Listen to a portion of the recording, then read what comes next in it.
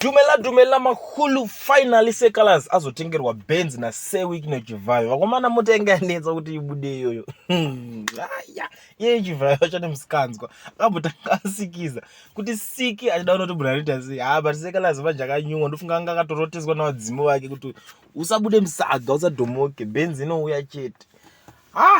But vanhu vakaita sanda Seh Calaz ava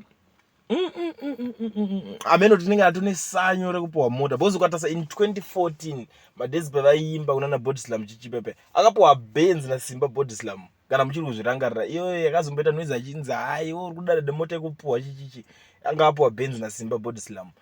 andimazona ndobva vabva paBenz iyoyo kwana body slam ndobva vapinda pane kambucha right kukambucha ndovakapuwa GD6 yanga yakufamba mbiri chinzi ai yakatorwa yakazodidididididi mazona iko zvino manje apa Benz manje hombe yaiti dream car yake saka pacareer yake yese zvoda kuti anambobvira ambotenga mota aziye price yemota mukasi ndozvo zvine zvichitoreva because usatambe nongonzi padiki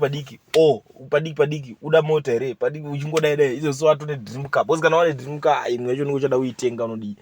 but maartist edu aya chandingangotaura zvangu apapa nhasi I'm not here kuti ndicriticize Seh Calaz because ukacriticize munhu anenge aitirwawo chakanaka unenge ratogodo unenge watopadhuze nekuroya chandingangotaura hangu ndechekuti chibaranzi chinobhadhara baba chinobhadhara chibaranzi because unozati vanhu vanogona kucriticize vanhu vanokuona kunge usina kukwana but pane zvaunenge uchiita uchitoziva zvauri kuita ipapa